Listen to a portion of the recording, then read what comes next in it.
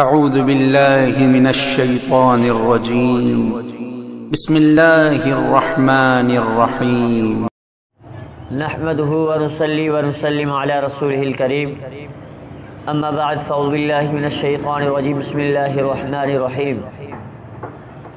قابل صدر احترام من عزیزی وقار اور میرے سامعین، السلام علیکم ورحمۃ اللہ تعالی وبرکاتہ۔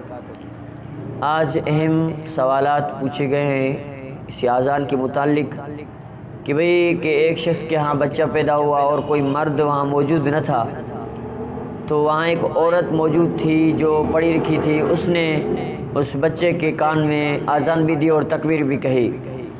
تو سائل سوال کرتا ہے کہ اس عورت نے اذان دی ہے، اس عورت نے تکبیر کہی ہے، اگر مرد آ گیا تو کیا اذان دوبارہ دینا پڑے گا، تکبیر دوبارہ کہنی پڑے گی؟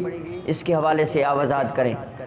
بھائی اس کا جواب یہ ہے کہ عورت کا صرف نماز کے لیے اذان دینا مکروہ ہے، لیکن اگر عورت نے کسی بچے کے کان میں اذان اور تکبیر دی ہے تو یہ صحیح ہے اور اس کے دوبارہ لوٹانے کی ضرورت نہیں ہے۔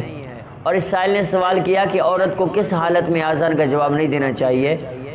اس کا جواب یہ ہے کہ عورت کو حیض اور نفاس کی حالت میں عورت موجود ہو تو اسی حالت میں عورت کو اذان کے جو ہے نا الفاظوں کا جواب دینا نہیں چاہیے۔ اور آخر میں ایک سوال جو کل ہم نے ایک بیان کیا تھا کہ اذان کے بعد کلمہ طیبہ پڑھنا چاہیے، یہ حدیث سے ثابت نہیں ہے۔ ایک سائل نے مجھ سے سوال کیا کہ اگر آپ کہتے ہو کہ اذان کے بعد کلمہ طیبہ پڑھنا صحیح نہیں ہے، ایک شخص ہے اس کو دعا یاد نہیں ہے تو پھر وہ کیا کرے؟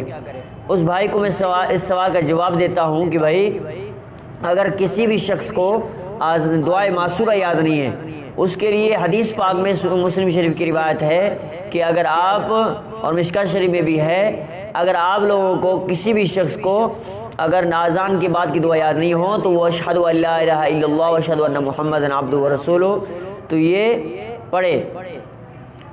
تو اللہ رب العزت یعنی کہ آسانی فرمائے، یعنی کہ کلمہ طیبہ کی جگہ پر دوسرا کلمہ پڑھ لیا کرے اگر دعائے معصورہ یاد نہیں ہو تو۔ اللہ کریم سے دعا رب العالمین ہم سب کو عمل کرنے کی توفیق عطا فرمائے۔